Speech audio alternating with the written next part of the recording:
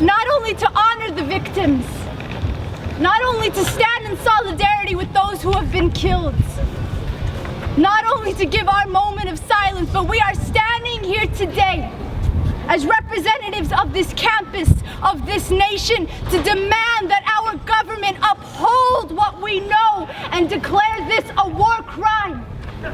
The hospital that was bombed belonged to Doctors Without Borders, a very well-known organization. The pediatrician belonged to them.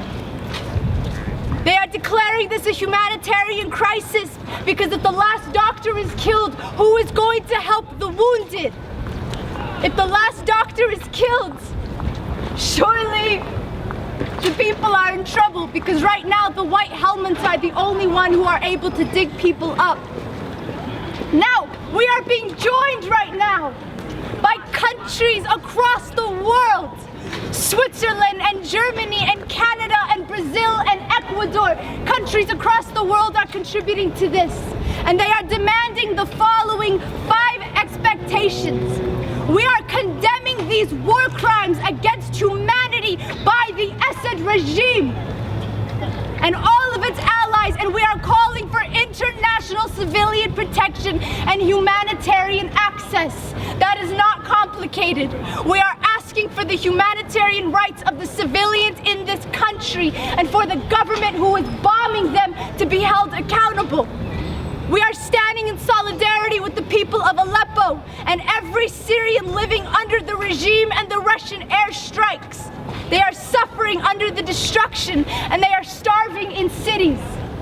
They did a study with refugees and asked them, why did you leave your country? Why are you headed to Europe? And they said because of the airstrikes. 98% of them said because of the bombing from the sky. Number 3 is to lift the sieges in the besieged area and allow for humanitarian aid to enter. They are not able to get medicine, they are not able to get food, they are not able to get doctors into these regions because of the sieges that are taking place. I've had 2 members of my family die just as a result of not being able to get medical access. Number 4 is to put an end to the militarized action and intentionality targets of civilians. There are no terrorists in the areas that have been bombed.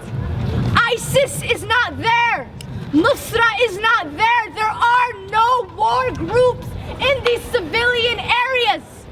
But the government backed by Russia has justified it, saying that the ceasefire does not cover the people in that area.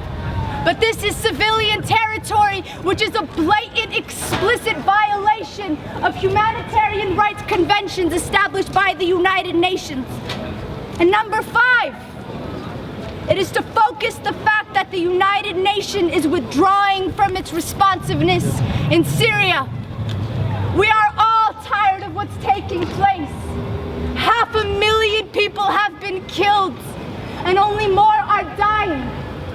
Governments are sending airstrikes against ISIS, but we have forgotten about the government power that is responsible for 95% of the civilian deaths since March 11th, 2011.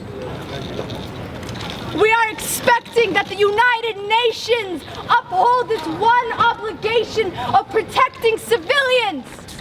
We are not trying to protect gunmen.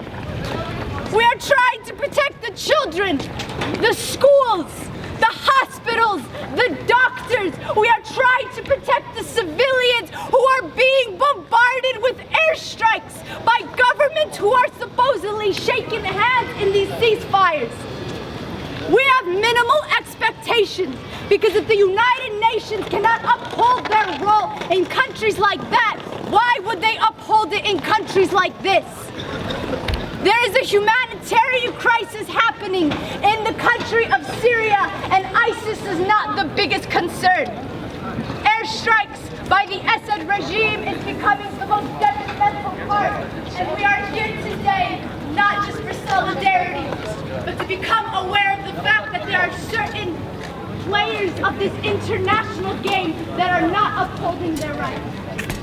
I have lost 30 members of my family in Syria. The youngest one, the The first youngest one was 13 years old and she was sniped in the back of her head by the Syrian government. And then they went and they shot her mother in the face and they arrested the two boys and we haven't seen them since. There was a chemical attack in Syria in 2014 and 1,300 people were killed in one night. The minarets that usually call to prayer called for people to get to their roofs and they called it a bloodless massacre. That was a violation of human rights and nothing changed.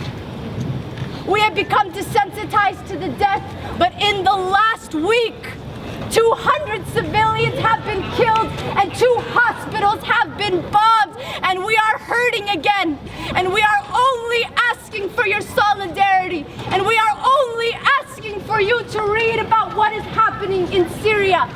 This is relevant to us because you have Syrians on your campus and this is relevant to us because the United Nations is meant to protect all of us, all hospitals, all civilians, all schools.